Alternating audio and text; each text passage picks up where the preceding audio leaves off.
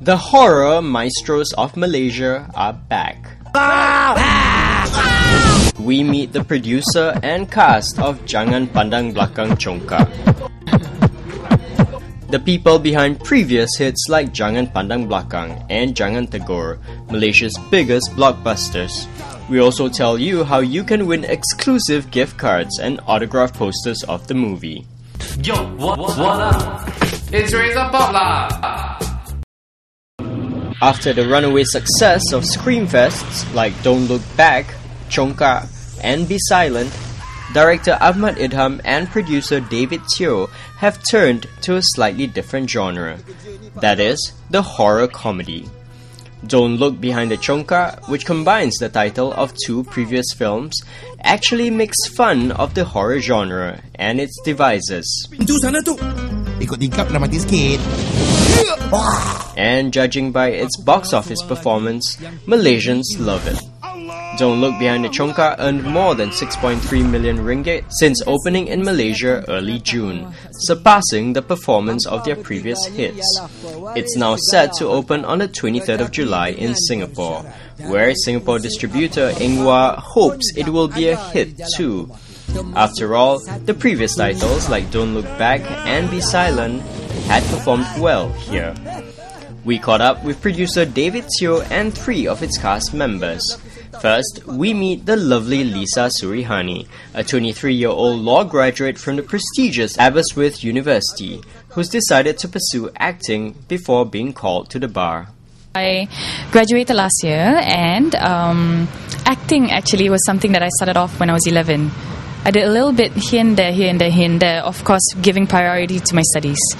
So after finishing my degree last year, and I'm Not Single, the film was released. That was my first film, and I think that was sort of like a big break for me. That was when people started to recognize me more. Before that, people just knew me as the girl who did ads, or the girl who did a little bit of acting here and there. But you seem to be more interested in being an entertainer than a real lawyer.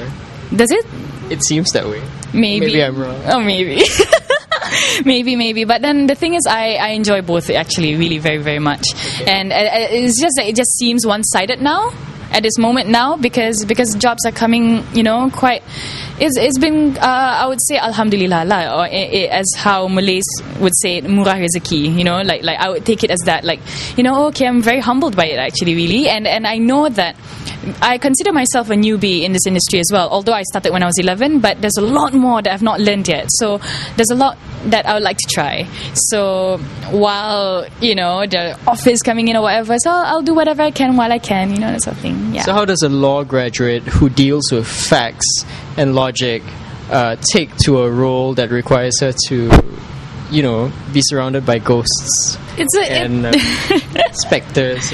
It's a challenge because, I would say that, Do you believe in ghosts yourself?